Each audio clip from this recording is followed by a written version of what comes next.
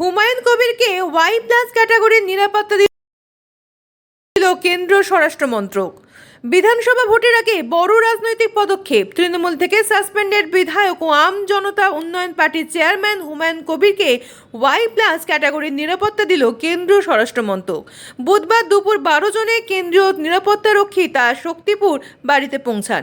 তৃণমূল কংগ্রেস ছাড়ার পর থেকেই নিরাপত্তাহীনতায় ভুগছিলেন বলেই অভিযোগ করেছিলেন হুমায়ুন। সেই প্রেক্ষিতে কেন্দ্রীয় নিরাপত্তা চেয়ে তিনি কলকাতা হাইকোর্টের দ্বারস্থ হন। গত 19 জানুয়ারি বিচারপতি শুভ্রা ঘোষ নির্দেশ দেন, কেন্দ্রীয় বাহিনীর নিরাপত্তা পেতে হলে তাকে কেন্দ্রীয় স্বরাষ্ট্র মন্ত্রকের আবেদন করতে হবে। আদালতের নির্দেশ মেনে 24 জানুয়ারি তিনি কেন্দ্রীয় নিরাপত্তার আবেদন জানান।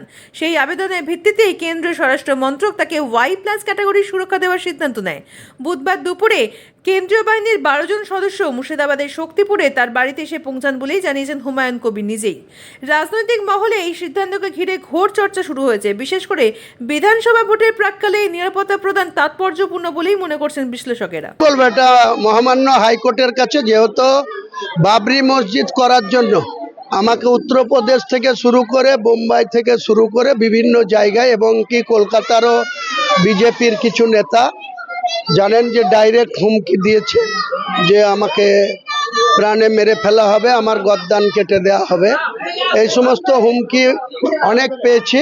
তাই আমি মহামান্য কলকাতা হাইকোর্টের কাছে আমার সিকিউরিটির জন্য আমি অ্যাপ্লিকেশন করি এবং সেখানে হাইকোর্টের justice doctor Shubhra Ghosh madam আমাকে সিকিউরিটি দেওয়ার জন্য হোম ডিপার্টমেন্টকে একটা অর্ডার করেছিলেন। আমি হোম ডিপার্টমেন্টের কাছে সেই অর্ডারের কপি দিয়ে 1 মাস আগে অ্যাপ্লিকেশন করেছিলাম হোম ডিপার্টমেন্টকে। হোম ডিপার্টমেন্ট আমাকে এখানে ওয়াই+ সিকিউরিটি বরাদ্দ করেছে। সবসময় আমার সঙ্গে আমার বাড়িতে এবং আমার সঙ্গে যেখানে আমি মুভমেন্ট করব আমার সঙ্গে সিকিউরিটি থাকবে, কেন্দ্রীয় সিকিউরিটি।